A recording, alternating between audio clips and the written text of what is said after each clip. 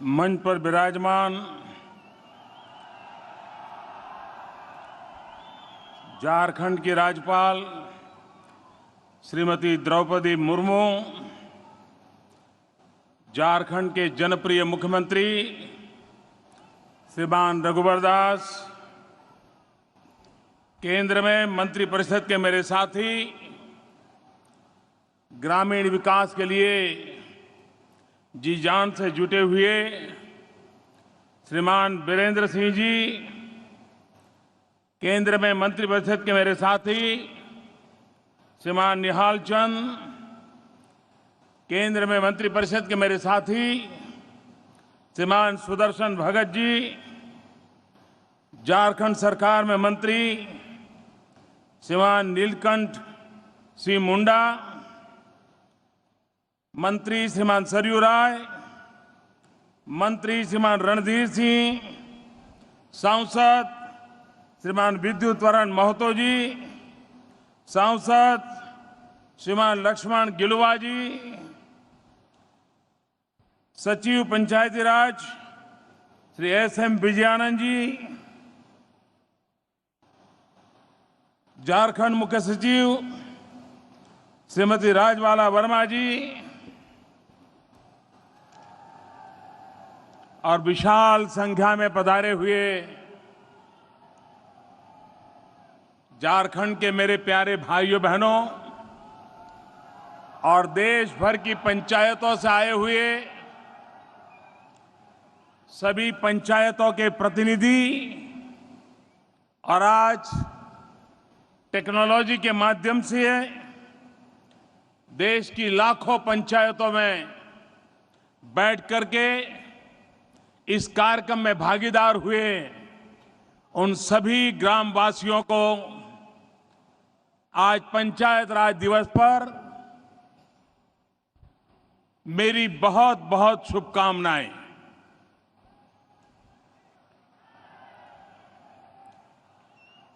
सामान्य रूप से पंचायत राज दिवस दिल्ली में विज्ञान भवन में हुआ करता था। कुछ प्रतिनिधि आते थे, मान सम्मान, यही परंपरा चलती थी। हमने आकर के एक प्रयास किया कि देश बहुत बड़ा है, दिल्ली ही देश है, इस भ्रम में से बाहर आना चाहिए।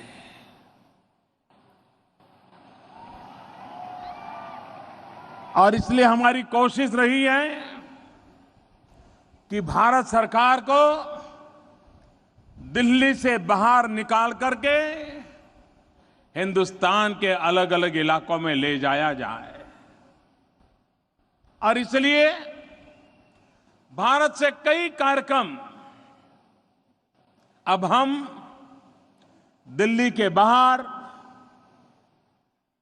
जनता जनार्दन के बीच में ले जाने का एक निरंतर प्रयास करते हैं। जब देश के किसानों के लिए सॉइल हेल्थ कार्ड का प्रारंभ करना था तो हमने राजस्थान चुना था, जहां पर पानी की किल्लत रहती है, जहां किसान को बहुत सारा जूझना पड़ता है।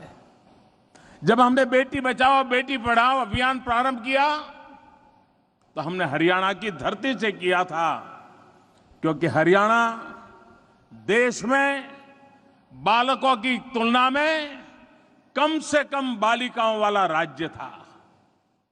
एक बहुत बड़ी चिंता का विषय था और उस एक कार्यक्रम का परिणाम यह आया कि हरियाणा ने साल भर के भीतर भीतर जेंडर रेशियो में आमूलचूल परिवर्तन कर दिया।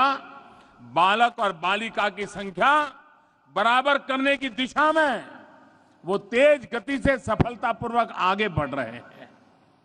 हमें जब सामान्य मानवी को सुरक्षा देने वाली जीवन बीमा योजनाओं का एक नया संस्करण सामान्य नागरिकों के लिए लाना था। जिन राज्यों में अधिकतम गरीबी है, उनमें से एक पश्चिम बंगाल में हमने उस कार्यक्रम का आरंभ किया था। और आज मुझे खुशी है कि ग्रामोदय से भारतोदय, पंचायत राज व्यवस्था गांवों में बसने वाले हिंदुस्तान की ओर भारत सरकार का और भारत का प्रतिबद्धता, कमिटमेंट, इस अवसर को झारखंड की भगवान बिरसा मुंडा की धरती को हमने पसंद किया है। और आज इस धरती से देश के गांव वासियों से बातचीत करने का मुझे सौभाग्य मिला है।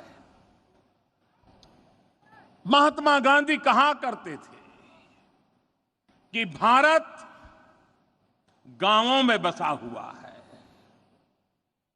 लेकिन हम देख रहे हैं कि आजादी के इतने सालों के बाद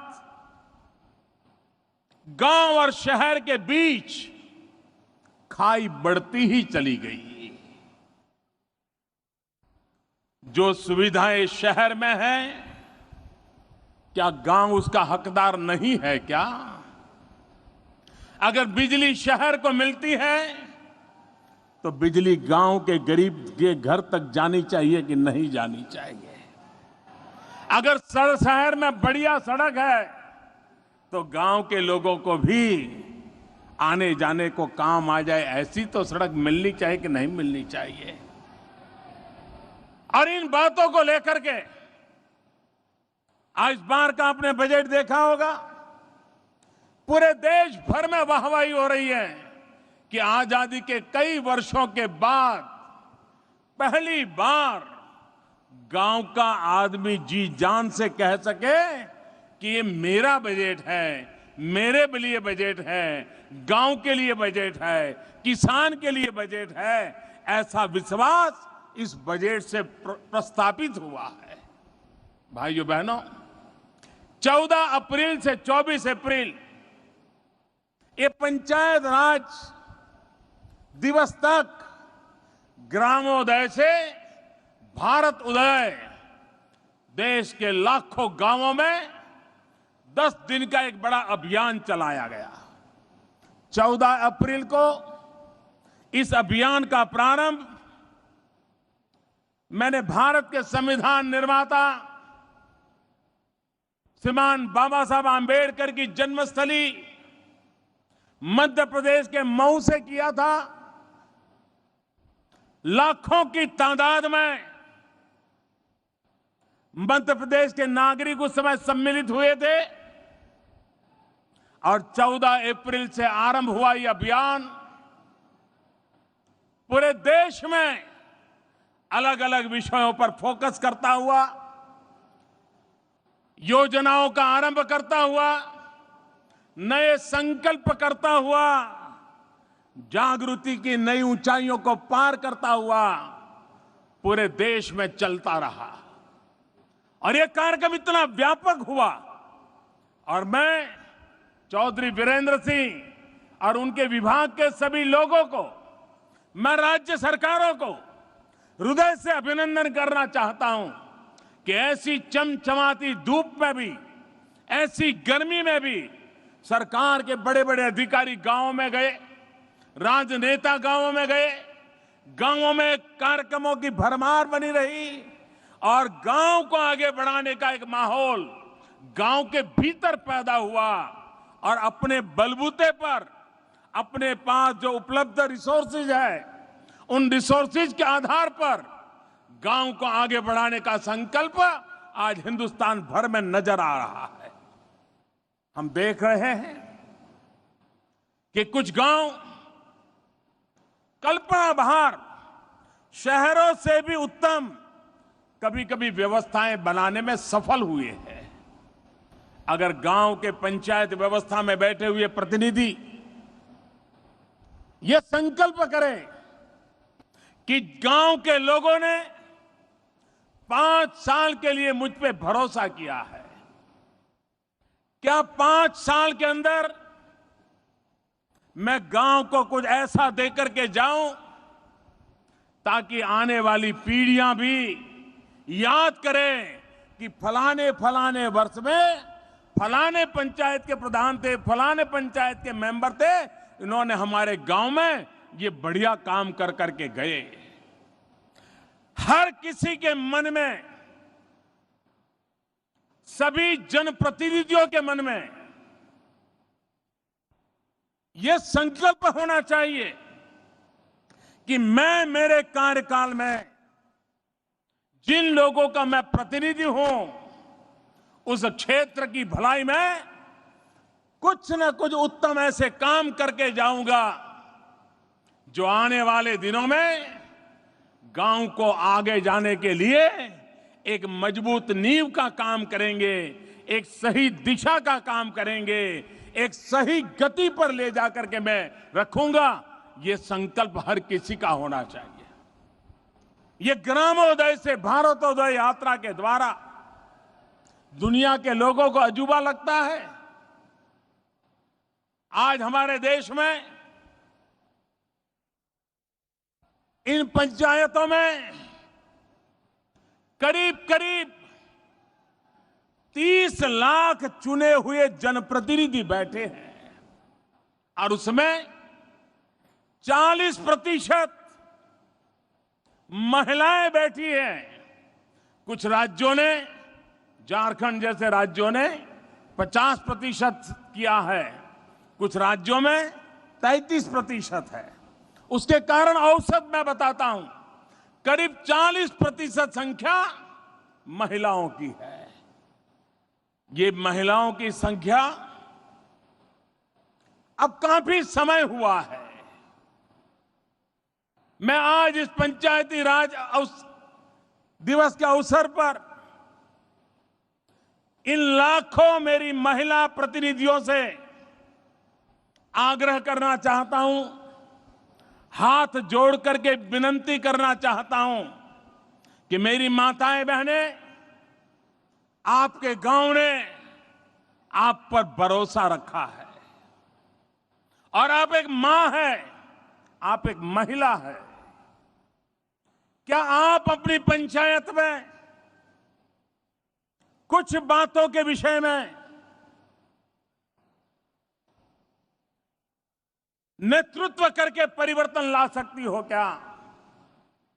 अगर 40% महिलाएं पंचायत में बैठी हो, कानून ने अपना काम कर दिया, मतदाताओं ने मत देकर के अपना काम कर दिया, लेकिन चुने हुए प्रतिनिधि और विशेष करके महिलाएं ये संकल्प कर सकती हैं कि जिस गांव में 40% बहनें हम पंचायत में जाकर के फैसले करते हैं, निर्णय में भागीदार बनते हैं, क्या हम ये तय कर सकते हैं कि हम जिस गांव में बैठी हैं, अब हमारे गांव में हमारी एक भी माता या बहन को, बेटी को खुले में शौचालय के लिए नहीं जाना पड़ेगा।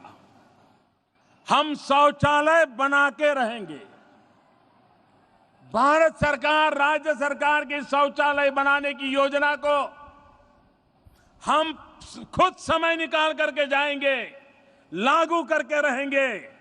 और अगर मैंने कई गांव देखे हैं, एकाध बुढ़िया मां भी संकल्प कर ले कि मैं अब गांव में किसी को खुले में शौचालय जाने के लिए मजबूर होने दे, ऐसी स्थिति नहीं रहने दूंगी। तो ऐसे गांवों में हर घर में शौचालय बन गए। आज भी मेरी माताओं बहनों को खुले में शौच के लिए जाना पड़े, इससे बड़ी शर्मिंदगी की कोई बात नहीं है।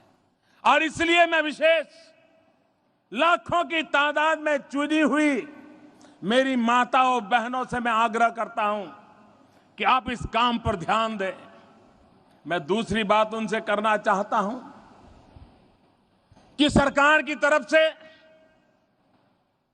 बजट मिलता है, स्कूलों में बच्चों के लिए मध्याह्न भोजन चलता है, आप जनप्रतिनिधि हैं, आप चौकसी करें कि सरकार के पाई पाई का उपयोग अच्छा मध्याह्न भोजन बन करके उन छोटे छोटे बालकों के पेट में जाता है कि नहीं जाता है। बालक तो भगवान का रूप होता है। हमारे गांव का बालक कुपोषण से पीड़ित हो, ये बात अगर मैं जनप्रतिनिधि एक महिला हो तो मुझे कभी भी गवारा नहीं होनी चाहिए। मैं इसमें बदलाव लाने के लिए एक जनप्रतिनिधि के नाते मैं अपने कर्तव्य का पालन करूंगी। ये संकल्प मेरी 39% माताएं बहनें, 1/3 गांवों में प्रधान महिलाएं हैं। क्या हम ये संकल्प कर नहीं सकते ताकि हमारे गांव में हमारे गरीब से गरीब बालक भी कुपोषण के शिकार न हो और उसके लिए हम चिंता कर सकें। मैं मेरी इन माताओं बहनों से एक और काम के लिए अपेक्षा करना चाहता हूं।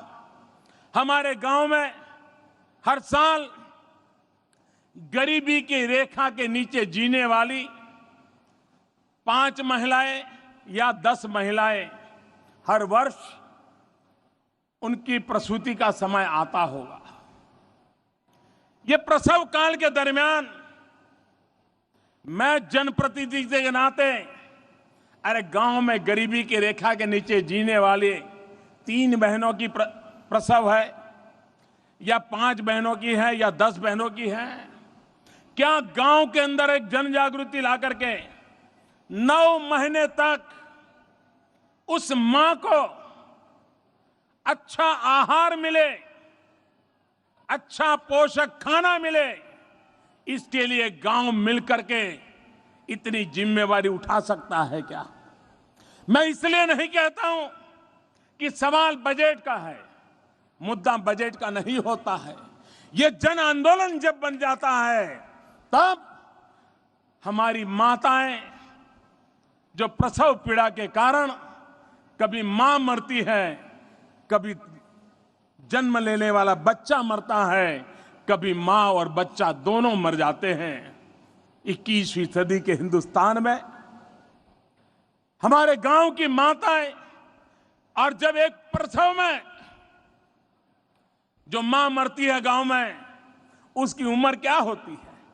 25 साल, 27 साल की वो बेटी जो मां बनने वाली है, कितने सपने संजो करके उसने शादी की होगी, कितने सपने संजोए कर उस परिवार में वो बहू बन करके आई होगी, और पहली ही प्रसव में अगर वो मौत के शरण हो जाती है तो वो परिवार कितना तबाह हो जाता होगा। उन परिवारों की हालत क्या होती होगी। जो नौजवान इस उम्र में अपनी पत्नी खो देता है, उसकी मनस्थिति क्या होती होगी। इतनी बड़ी दर्दनाक पीड़ा, इस पीड़ा से मेरी 40% माताएं बहनें अगर गांव में जनप्रतिनिधि हो और उस गांव में प्रसव के कारण मां मरे, बच्ची मरे, बेटा मरे, बेटी मरे, इस बात को हमें मिटाना है। हम जागरूकता लाएं कि हम अब ऐसे गरीब मां बहनों की प्रसूति है तो उनको आशा वर्कर से मिला लें, उनकी देखभाल करें और नजदीक के दवाखाने में ही उसकी प्रसूति हो, उसके लिए हम उसको प्रेरित करें। अगर अस्पताल में उसकी प्रसूति होती है तो उसकी जान बचने की संभावना बढ़ जाती है। मेरी माताएं बहनें, आप जनप्रतिनिधि हैं, आप पंचायत में जाकर के बैठती हैं, लेकिन अगर एक और इसके लिए आप कितनी पढ़ी है कितनी नहीं पढ़ी है इसका महत्व नहीं है। जिस लगन के साथ आप अपने परिवार को संभालती हैं, वही ताकत उस गांव की गरीब महिलाओं के परिवार को संभालने के लिए ताकतवर होती है। उतना अनुभव काफी होता है और उसको लेकर के आप चल सकती हैं। मैं जनप्रतिनिधियों से भी आग्रह करना चाहता हूं, आज वो स्थिति नहीं है।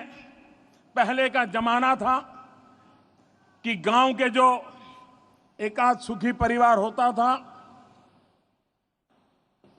वो पंचायत का प्रधान हुआ करता था। कोई भी सरकारी अफसर आए, गांव में कोई मेहमान आए, तो उसी के घर में मीटिंग होती थी, चाय पान होता था, कभी भोजन होता था। महीने भर में 15-20 मेहमान स्वाभाविक होते थे, और उसकी आर्थिक स्थिति अगर ठीक रही तो लोगों का स्वागत वगैरह करता था। और गांव वाले भी सोचते थे कि भाई इनके जिम्मे डाल दो। लेकिन वो दिन थे जब गांवों के पास अपना कोई बजट नहीं हुआ करता था। गांव को अपने तरीके से ही गुजारा करना पड़ता था। बहुत कम व्यवस्थाएं साधन की तरफ से होती थी। आज वक्त बदल चुका है। आज तो लाखों रुपये हर साल गांव के पास आते हैं। और पंचायत प्रधानों के चुनाव में भी जो इतनी स्पर्धा आई है, उसका मूल कारण भी ये विपुल मात्रा में धन जो आ रहा है, वो भी एक कारण है। लेकिन मैं चाहता हूं इस धन का योजनाबद्ध तरीके से अगर जनप्रतिनिधि अपने 5 साल के लिए तय करें तो अपने गांव में उत्तम से उत्तम परिणाम ला सकते हैं। पिछले 60 साल में जो चीजें आपके गांव में नहीं हो पाई होगी, वो चीजें आप 5 साल के भीतर इतने ही धन से कर सकते हैं। और इसके लिए हमारी पंचायत व्यवस्था को हमें मजबूत बनाना चाहिए। नियमित रूप से पंचायत की बैठक हो, और मेरा ये विश्वास है देश का भाग्य बदलने के लिए जितना महत्व दिल्ली की बड़े से बड़ी संसद का है, उतना ही महत्व ये मेरे गांव की संसद का है। और इसलिए ग्राम सभा को भी बल देने की आवश्यकता है। आज जब ग्राम सभा होती है तो औसत कितनी संख्या आती है? एक कहने को कागज पर लिखने वाली ग्राम सभा होती है। अरे ग्राम सभा की डेट पहले से तय हो, उस दिन ग्रामोत्सव का माहौल हो, सुबह प्रभात फेरी निकले, बच्चे भी गांव में जागृति लाए, छोटा मोटा उत्सव का माहौल हो, और फिर शाम में ग्राम सभा हो। तो आज ग्राम सभा में 5%, 10%, 15% लोग आते हैं। महिलाएं तो बहुत कम आती है, कभी कभी तो जनप्रतिनिधि भी नहीं पहुंचते हैं। क्या हम संकल्प कर सकते हैं कि हम ऐसी ग्राम सभा करेंगे जिसमें कभी भी गांव की आबादी के 30% लोग एब्सेंट नहीं रहेंगे? ये हम संकल्प करके हम लोगों को लाने का प्रयास कर सकते हैं। और देखिए, ग्राम सभा में तय करिए कि ये करना है, ऐसे करना है, पूरा गांव आपको मदद करेगा। अगर सफाई का अभियान चलाना है तो गांव उत्तम से उत्तम सफाई का उदाहरण दे सकता है। आज भी कई गांव हैं जिन्होंने अपने बलबूते पर सफाई का अभियान चलाया है। और गांव में जो कूड़ा कचरा इकट्ठा होता है, वो गांव के बाहर उन्होंने वर्मी कंपोस्ट के बेड बनाते हैं, गड्ढे बनाते हैं, और केचुए ला करके डालते हैं। अच्छा सा खाद्य भी मिल जाता है, और वो फर्टिलाइजर बेचते हैं, गांव को ही किसान ले जाते हैं। गांव में सफाई भी रहती है और खेत को अच्छा खाद भी मिलता है। ये होता नहीं है इसलिए कि पैसे हैं, इसलिए होता है कि ग्राम पंचायत का प्रधान, गांव के चुने हुए प्रतिनिधि, गांव का शिक्षक, गांव के 2-4 आगेवान लोग, ये जब मिलकर के तय करते हैं, बदलाव आना शुरू हो जाता है। गांव सफाई के विषय में थोड़े से कदम उठा लें, वो आर्थिक रूप से लाभप्रद होता है। ऐसा उत्तम खाद्य गांव की सफाई से निकलता है कि हमारे खेतों की हालत को सुधार सकता है। मैं गांव पंचायत के मेरे प्रधानों से आग्रह करना चाहता हूं, क्या हम इतने बड़ी मात्रा में प्रतिनिधि बैठे हैं, हम चाहते होंगे कि गांव में रोड बने, गांव में पंचायत का घर बने, ये सब तो चाहते होंगे। लेकिन क्या गांव में शिक्षक हो, गांव में स्कूल हो, सरकारी बजट खर्च होता हो, लेकिन उसके बावजूद भी अगर मेरे गांव के बच्चे महीना 2 महीना स्कूल जाकर के जाना बंद कर दे, तो इसकी चिंता पंचायत के लोगों को होती है कि नहीं होती है? अगर हमें चिंता नहीं होती है तो हम गांव के मुखिया नहीं है। अगर आज एक बच्चा उसकी कुल स्कूल छूट जाती है, इसका मतलब यह हुआ कि भविष्य में अपने गांव में हम एक ऐसा नौजवान तैयार कर रहे हैं जिसके भविष्य में अंधकार लिखा हुआ है। अगर वो बच्चा स्कूल गया, हर हफ्ते हमने थोड़ी जानकारी ली, पूछताछ की, कोई बच्चा स्कूल नहीं जाता है तो गांव का प्रधान अगर उसके माँ बाप से बात कर लेता है कि देखो भाई, मास्टर जी आए थे, कह रहे थे कि फलाने का बेटा स्कूल नहीं आ रहा है, क्या हुआ, बीमार तो नहीं है? इतना सा अब अगर गांव का प्रधान पूछ ले, पंचायत का सदस्य पूछ ले, तो गांव में बच्चों को स्कूल ले जाने के लिए माँ बाप भी जागरूक हो जाएंगे। वो शिक्षक भी अगर उदासीन होगा, उसकी अगर रुचि नहीं होगी, लेकिन अगर गांव के पंचायत के लोग जागरूक है, गांव जागरूक है, तो वो शिक्षक भी अपनी पूरी ताकत से पढ़ाई के अंदर ध्यान देगा और आपके गांव के बच्चों की जिंदगी बदल देगा। और इसलिए हम पंचायत के प्रधान के नाते हम सिर्फ रोड बना कि नहीं बना, बजट आया कि नहीं आया, इससे सीमित रहते हुए जन सुविधा की ओर भी ध्यान दें। हमारे यहां पल्स पोलियो का खुराक खिलाया जाता है। कितने जनप्रतिनिधि हैं कि जो हफ्ते पहले से पल्स पोलियो के काम को अपने कंधे पर उठा लेते हैं और तय करते हैं कि हमारे गांव का कोई बच्चा टीकाकरण से बाकी नहीं रह जाएगा, पोलियो के खुराक से बाकी नहीं रह जाएगा। हम 5 साल हमारे कार्यकाल के दरमियान 100% टीकाकरण करवा लेते हैं, पोलियो का खुराक पहुंचा देते हैं, तो हमारा सौभाग्य होगा कि हमारे गांव में कोई भी ऐसा बच्चा नहीं होगा, कोई भी ऐसी बच्ची नहीं होगी जिसको कभी लकवा मार जाए, वो जीवन भर दिव्यांग के रूप में रहने के लिए मजबूर हो जाए और पूरा गांव जीवन भर उसके दया भाव की तरह देखता रहे। हम चाहते हैं कि हमारा गांव स्वस्थ रहे, तो हमारे बालक स्वस्थ होने चाहिए। हमारे बालक स्वस्थ रखने हैं तो हमें जो सरकार की योजनाएं हैं, एक पंचायत के चुने हुए प्रतिनिधि के नाते उसे परिपूर्ण करने के लिए हमें जागरूकता दिखानी होगी। हमने स्वयं ने नेतृत्व करना होगा और इंद्रधनुष योजना, पुराने जितने ऐसे बालक छूट गए हैं, उन बालकों को अब इस हेल्थ के कवर में लाने का एक बड़ा अभियान है। करोड़ों करोड़ों बालक अभी भी ऐसे हैं कि जो किसी न किसी कारण से इसका फायदा नहीं ले पाए हैं या हम फायदा नहीं पहुंचा पाए हैं।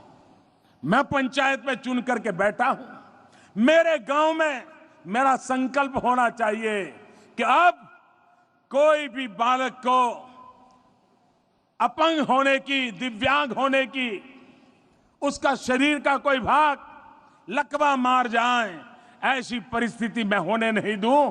ये मेरा संकल्प होना चाहिए। अगर एक के बाद एक पंचायत में चुने हुए मेरे प्रतिनिधि मेरे गांव के जीवन को बदलना तय करें। हम जानते हैं वर्षा पर हमारी खेती निर्भर है। अगर गांव में किसान परेशान है तो गांव की बाकी कारोबार भी बंद हो जाते हैं। लुहार की कमाई भी बंद हो जाती है, सुथार की भी कम हो जाती है, मोची की भी कम हो जाती है, हर किसी की तकलीफ हो जाती है। पूरा अर्थ कारण गांव का खराब नष्ट हो जाता है। लेकिन कृषि भी, क्या हम वन पर ड्रॉप मोर क्रॉप, क्या ऐसे गांव नहीं हो सकते कि जो संकल्प करें कि हमारे गांव के जितने किसान हैं उनकी जितनी भी जमीन है, 1000 बीघा होगी, 2000 बीघा होगी, जितनी जमीन होगी, हम पूरा गांव तय करते हैं कि हमारे गांव का एक भी किसान अब ऐसा नहीं होगा कि जो ड्रिप इरिगेशन और स्प्रिंकलर का उपयोग न करता हो। हम पानी बचाएंगे, हम आधुनिक खेती करेंगे, हम सॉइल हेल्थ कार्ड देंगे, हम पशुपालन करवाएंगे, हम शहद के लिए मधुमक्खी का काम करवाएंगे, जहां मत्स्य उद्योग होता होगा वहां मछली पालन का करवाएंगे। हम कोशिश करेंगे कि हमारा किसान ये जो योजनाएं हैं उन योजनाओं को लाभ लेने के लिए आगे कैसे आए। और आपने देखा होगा, जिस गांव का प्रधान सक्रिय होता है, जिस गांव के चुने हुए जनप्रतिनिधि सक्रिय होते हैं, तो सरकार को भी, सरकारी अधिकारियों को भी उस गांव में काम करने का जरा मजा आता है, क्योंकि उनको भी अपने टारगेट पूरे करने होते हैं, अपने लक्ष्यांक पूरे करने होते हैं। सरकारें उनसे हिसाब मांगती हैं, इसलिए वो भी क्या करते हैं, जो गांव जागरूक है, अच्छा कर सकता है, उन्हीं गांवों के पास जाते हैं और कहते हैं कि देखो ये योजना आई है, आप लागू कर दो।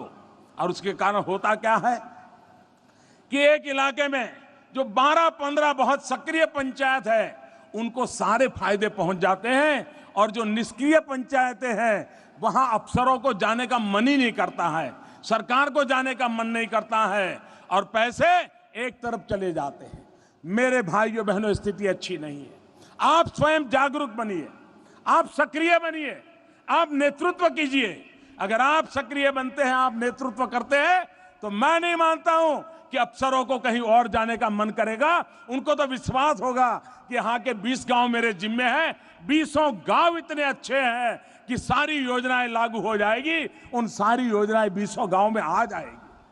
आज पैसों की कमी नहीं है मेरे भाइयों बहनों, योजनाओं की कमी नहीं है, दृष्टि की कमी नहीं है। आवश्यकता है कि धरती पर बैठे हुए मेरा गांव का कल्याण करने वाले, पंचायत राज्य व्यवस्था से जुड़े हुए मेरे पंचायत के भाई बहन इसके लिए समर्पित भाव से काम करें। क्या हम संकल्प कर सकते हैं सरकार की योजनाओं के द्वारा, सरकार की योजनाओं के द्वारा गांव की अपनी सफलताओं का एक हिसाब होता है, लेकिन 5 साल के लिए गांव 5 कार्यक्रम ले सकता है, 1 साल के लिए 1 कार्यक्रम। जैसे अगर कोई गांव तय करे कि हम ऐसा गांव बनाएंगे जो हरित गांव होगा, इस वर्ष में हम गांव में इतने पेड़ लगाएंगे और उस पेड़ को लगा करके पूरे गांव को हरा भरा कर देंगे, ये संकल्प कर सकते हैं। दूसरे साल कोई संकल्प करे कि हम ऐसा गांव बनाएंगे जहां से एक बूंद भी वर्षा का पानी हम बाहर नहीं जाने देंगे, हम बूंद बूंद पानी को रोकने का प्रबंध करेंगे, हम जल संचय के लिए हम पूरी तरह काम करेंगे। हम ये तय कर सकते हैं कि भाई मेरा गांव, हमारे गांव का एक भी किसान ऐसा नहीं रहेगा जिसका सॉइल हेल्थ कार्ड नहीं होगा, हमारे गांव में ऐसा एक भी किसान नहीं होगा जिसके खेत में स्प्रिंकलर या ड्रिप इरिगेशन ना हो। ऐसा मैं गांव, किसान मित्र गांव बना सकता हूं। क्या मैं ये सोच सकता हूं कि मेरा गांव जहां पर एक भी बालक ड्रॉप आउट नहीं करेगा, मैं ऐसा गांव बना सकता हूं कि जहां मेरा एक भी बालक किसी भी टीकाकरण की व्यवस्था से बाकी नहीं रह जाएगा, बाहर नहीं रह जाएगा।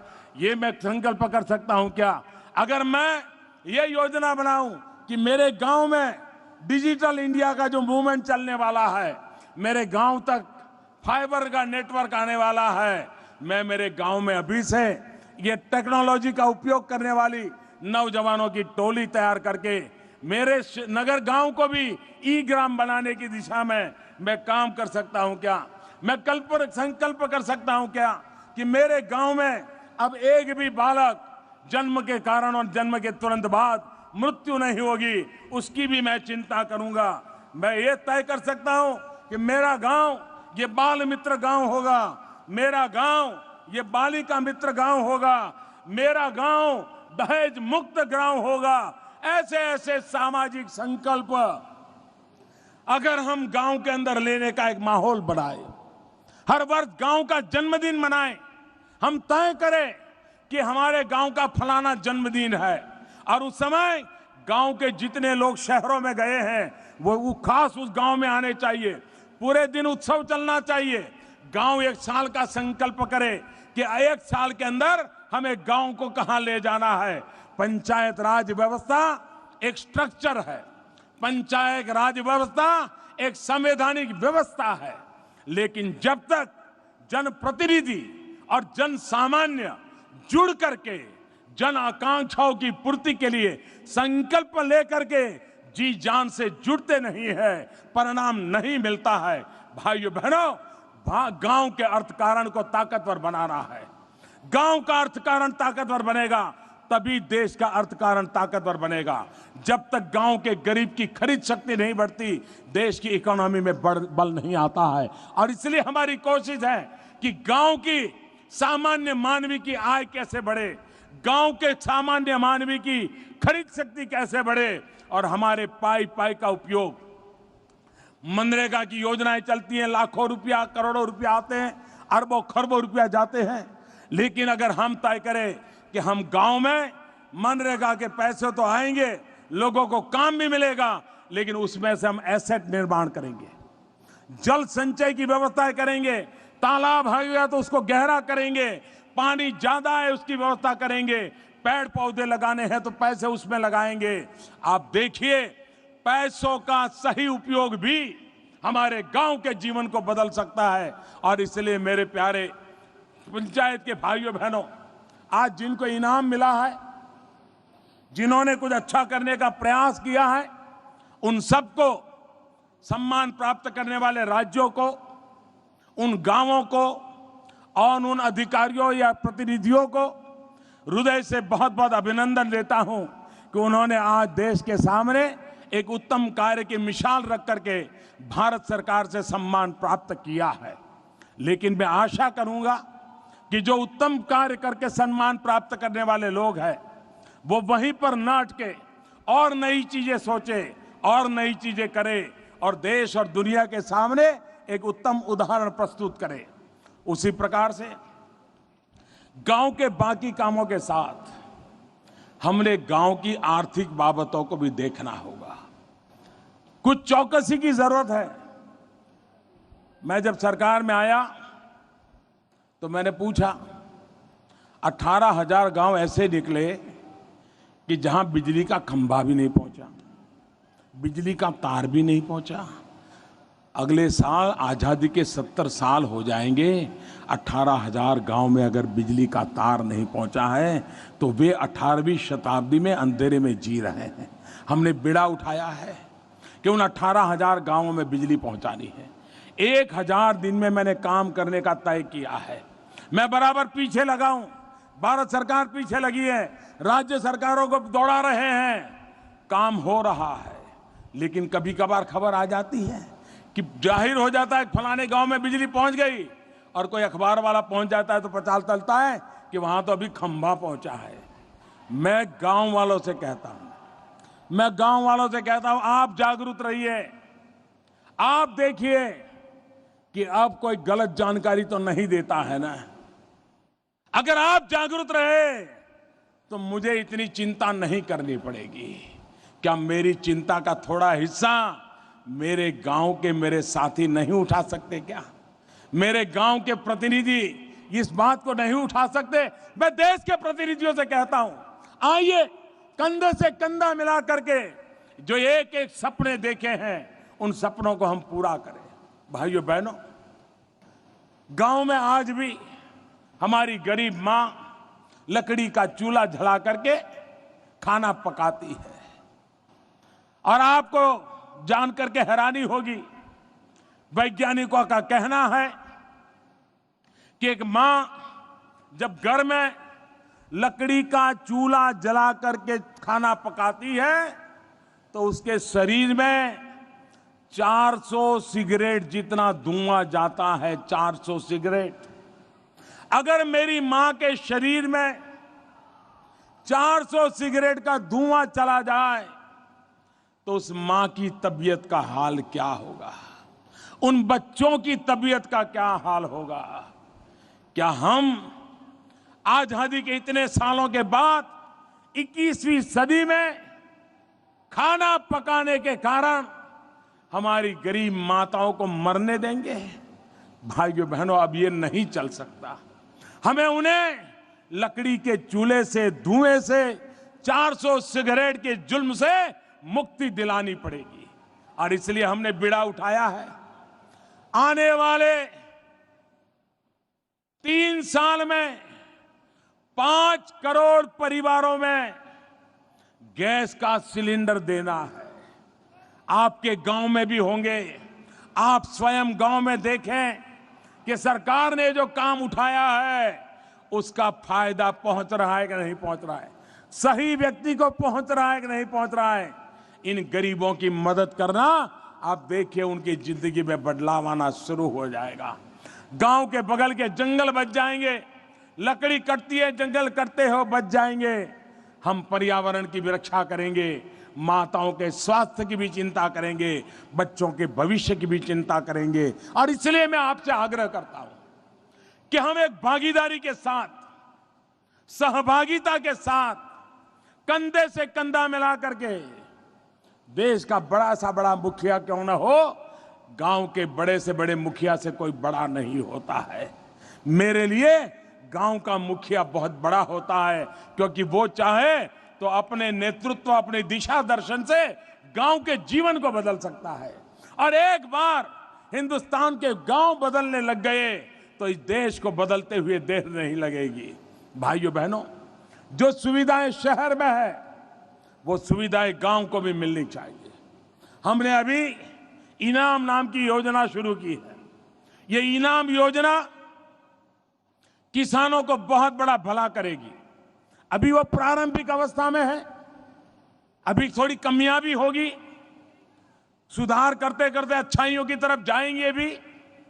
लेकिन इनाम योजना, नेशनल एग्रीकल्चर मार्केट, अब किसान अपने मोबाइल फोन से तय कर सकता है कि उसने अपनी फसल कहां बेचनी है, अपनी पैदावार कहां बेचनी है। जहां ज्यादा पैसा मिलेगा वहां बेचेगा।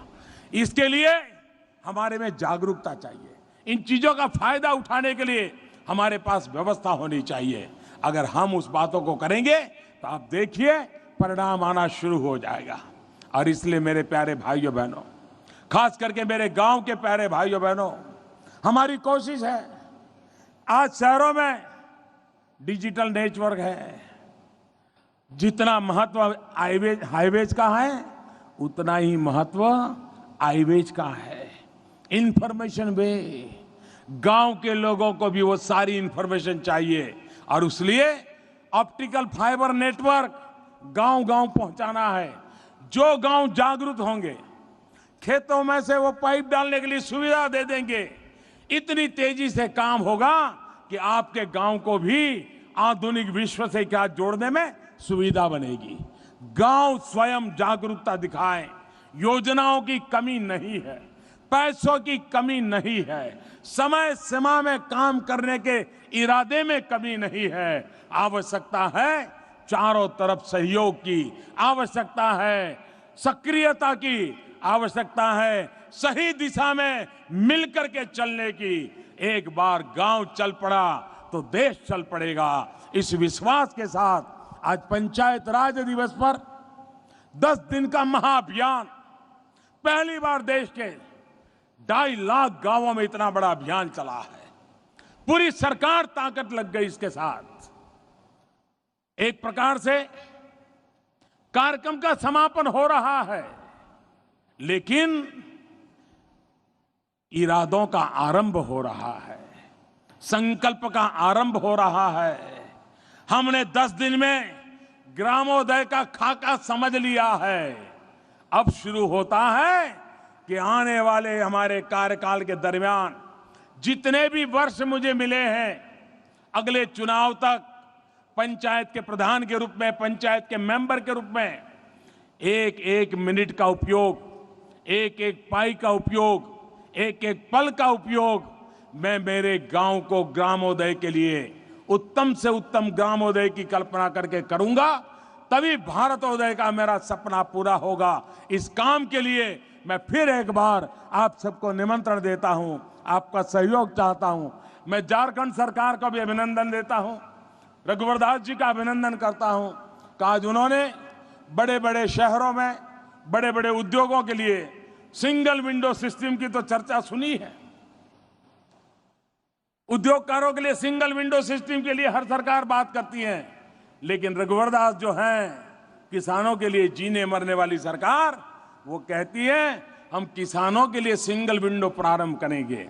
आज किसानों के लिए सिंगल विंडो योजना का जो प्रारंभ किया है, उनकी कल्पकता के लिए, उनके इस योजनाबद्ध उपक्रम के लिए मैं रघुवर दास जी को और झारखंड की सरकार को हृदय से बहुत बहुत अभिनंदन करता हूं, बहुत बहुत उनकी बधाई करता हूं।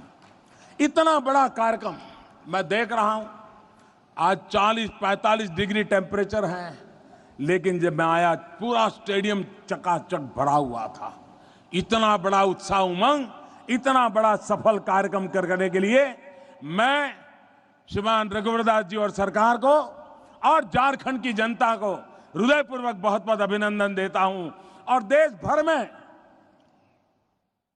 इंटरनेट के माध्यम से, टीवी के माध्यम से ग्राम सभा में जो लोग बैठे हैं, उन किसान और भाइयों को, उन ग्राम सभा के भाइयों को, उन ग्राम पंचायत के प्रतिनिधियों को फिर से एक बार आभार व्यक्त करता हूं, अभिनंदन करता हूं। और मैं फिर से एक बार आग्रह करता हूं कि ग्रामोदय का बीड़ा उठा लीजिए, ग्रामोदय का संकल्प लेके चल पड़िए। आज से हम शुरू करें, अब रुकना नहीं है, थकना नहीं है, अविराम चलते रहना है, गांव के सपनों को पूरा करके रहना है। महात्मा गांधी की 2019 में 150 साल होंगे, उस समय गांधी के सपनों का गांव बना करके रहेंगे, ये निर्धार करके चले। इसी एक अपेक्षा के साथ आपको बहुत बहुत शुभकामनाएं। धन्यवाद।